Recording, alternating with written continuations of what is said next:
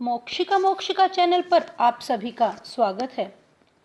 आइए कक्षा 7वीं का पाठ 6 रक्त और हमारा शरीर, यतीश अग्रवाल द्वारा लिखित यह पाठ बहुत ही सराहनीय तरीके से आप सभी को रक्त के बारे में ज्ञान प्रदान करने वाला है।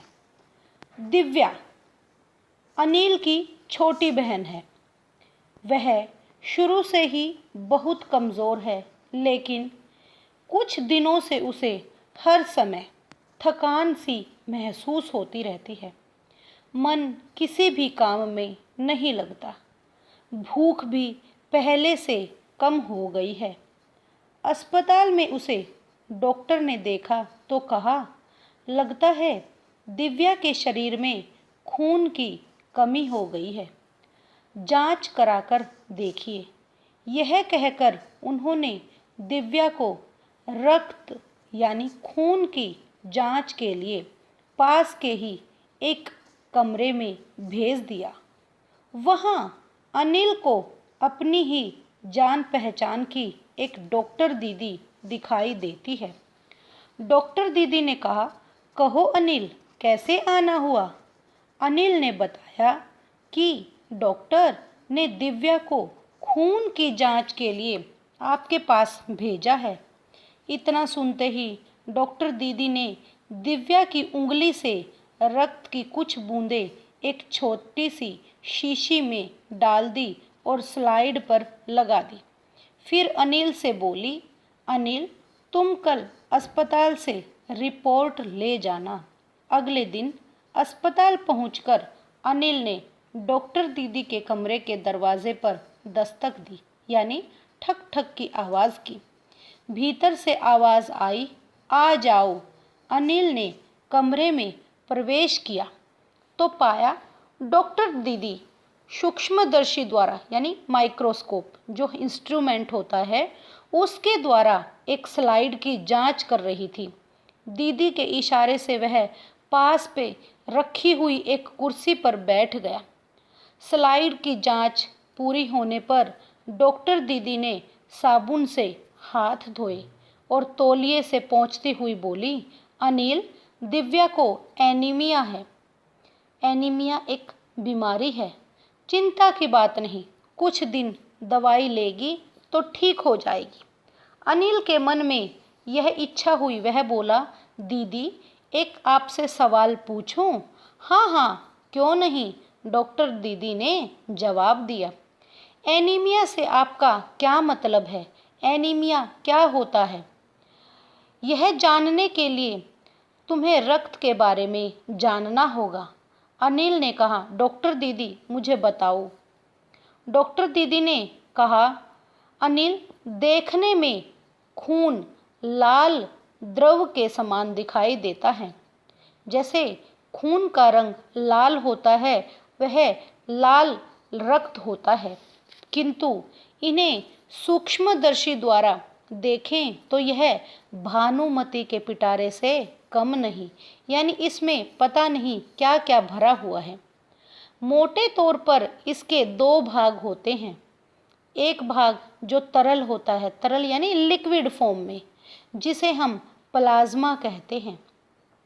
दूसरा वह जिसमें छोटे बड़े कई तरह के कण होते हैं, कुछ लाल, कुछ सफ़ेद और कुछ ऐसे जिनका कोई रंग ही नहीं होता, जिन्हें हम बिंबाणु भी कहते हैं, और इन बिंबाणुओं को प्लेटलेट कण भी कहते हैं। ये कण प्लाज्मा में तैरते रहते हैं।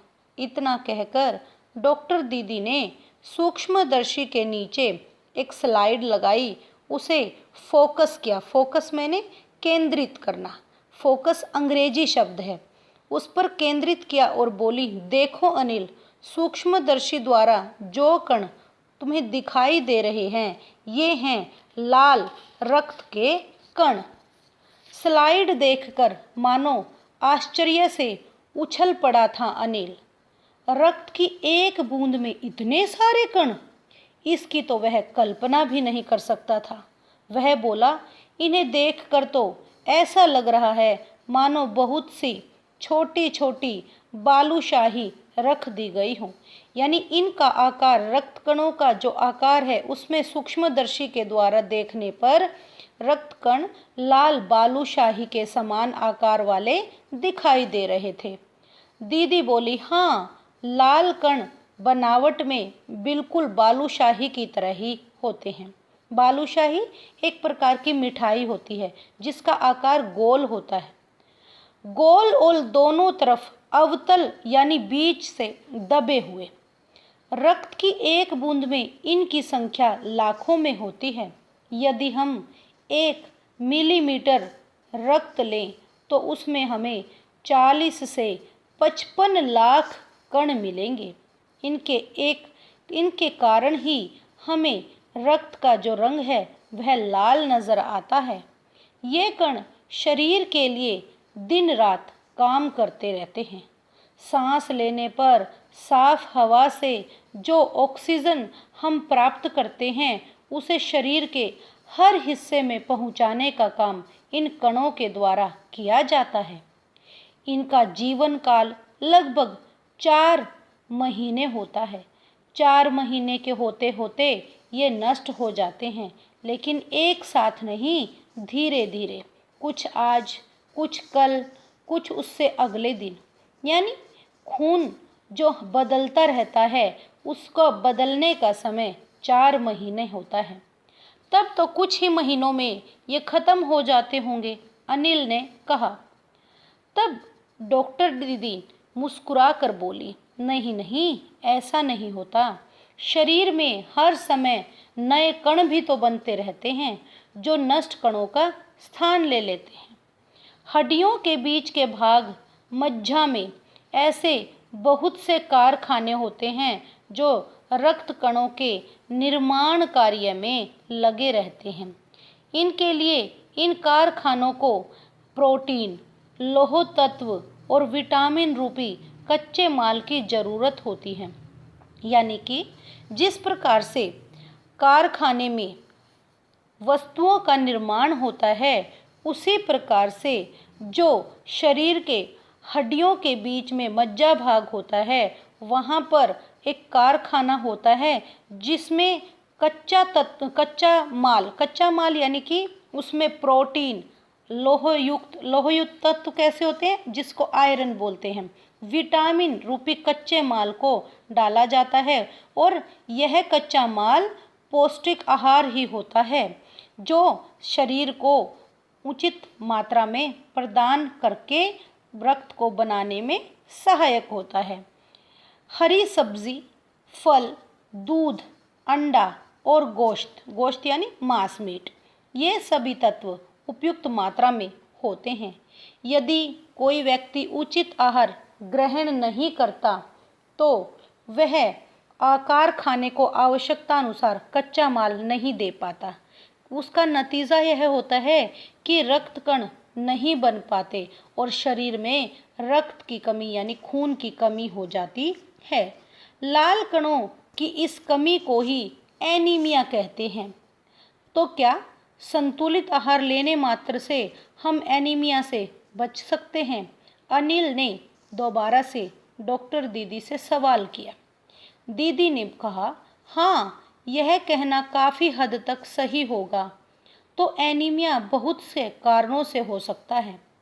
इसका पहला कारण है कि अगर हम पौष्टिक आहार प्राप्त मात्रा में नहीं लेंगे तो एनीमिया शरीर में बना रहेगा, यानी खून की कमी हुई रहेगी।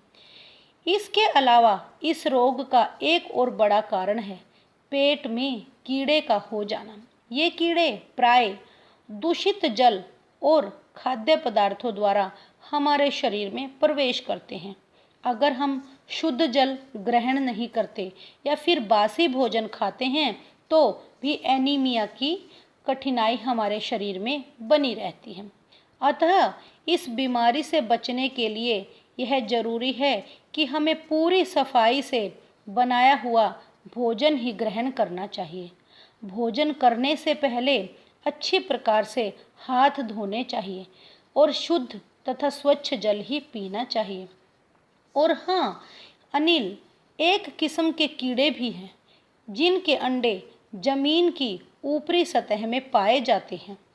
इन अंडों से उत्पन्न हुए लार्वे त्वचा के रास्ते से शरीर में प्रवेश करके हमारी आंतों में अपना घर बना लेते हैं। और इनसे बचने का क्या उपाय है? अगर हम शौच के लिए जाते हैं तो शौचालय का ही प्रयोग करें और इधर उधर नंगे पैर न घूमें। हमें हमेशा पैरों में चप्पल पहनकर ही रखनी चाहिए, क्योंकि इसके लार्वे होते हैं, वह लार्वे हमारी त्वचा के रास्ते ही शरीर में प्रवेश करते हैं। अनिल कहता है, दीदी यह तो बहुत ही महत्वपूर्ण बात बताई आपने। तब फिर अनिल बोला, सोच कर, क्या आपने बताया था कि रक्त में सफ़ेद कण और बिंबाणु प्लेटलेट कण भी होते हैं, शरीर में उनका क्या काम है? तब डॉक्टर दीदी ने कहा, सफ़ेद कण वास्तव में हमारे शरीर के वीर सिपाही होते हैं। जिस प्रकार सिपाही देश की रक्षा करते हैं, उसी प्रकार सफ़ेद कण भी हमारे शरीर की रक्षा करते हैं।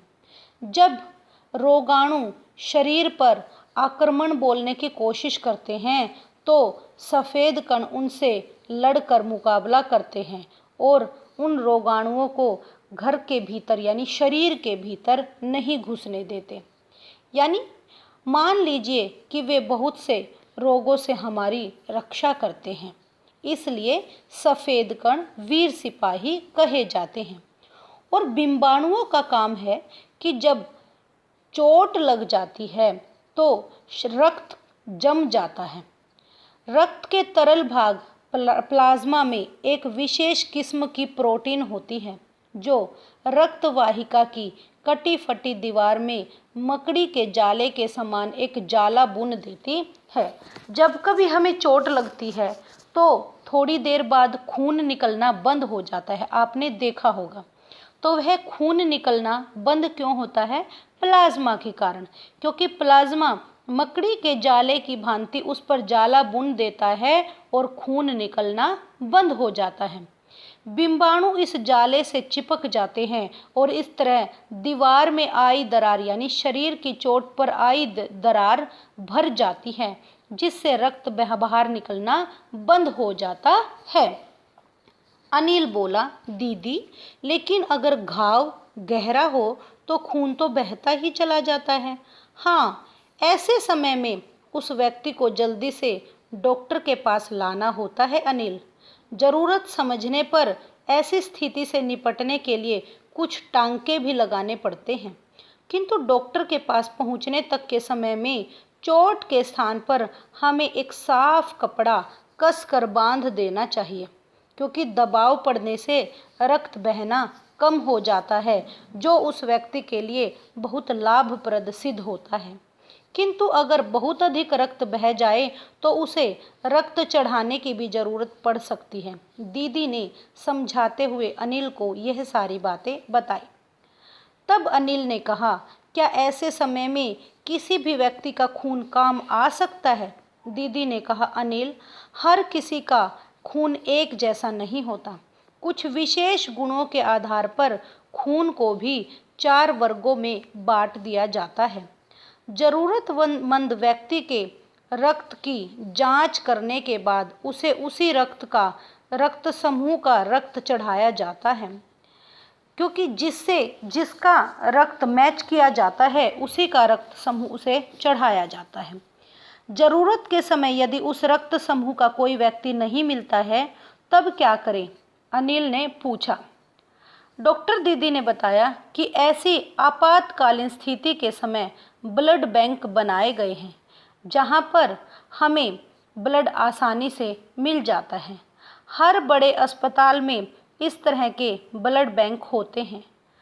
कभी सभी प्रकार के रक्त समूहों का रक्त तैयार रखा जाता है। इन ब्लड बैंकों में रक्त का भंडार सुरक्षित रहे, इसके लिए यह आवश्यक है कि हम समय समय पर रक्तदान करते रहें।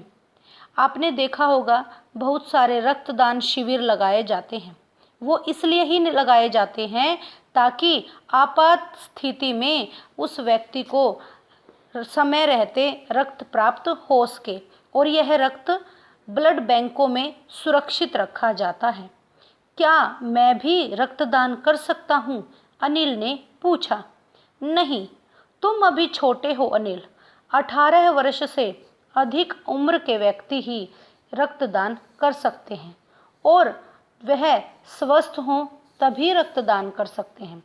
एक समय में उनसे लगभग 300 मिलीलीटर रक्त ही लिया जाता है। प्राय यह समझा जाता है कि रक्तदान करने से कमजोरी हो जाएगी, लेकिन यह विचार बिल्कुल गलत है। हमारा शरीर इतना रक्त तो कुछ ही दिनों में बना लेता है। वैसे भी शरीर में लगभग 5 लीटर खून होता है। इसमें से यदि कुछ रक्त किसी ज़रूरतमंद व्यक्ति के लिए जीवन दान बन जाए तो इससे बड़ी बात क्या होगी, दीदी ने समझाते हुए कहा। फिर तो बड़ा होने पर अनिल भी निश्चित रूप से नियमित रूप से रक्तदान किया करेगा, अनिल ने कहा। डॉक्टर दीदी ने अनिल की पीठ को ठोकते हुए उसे शाबाशी दी कि मुझे तुम जैसे युवा वर्ग से यही उम्मीद है।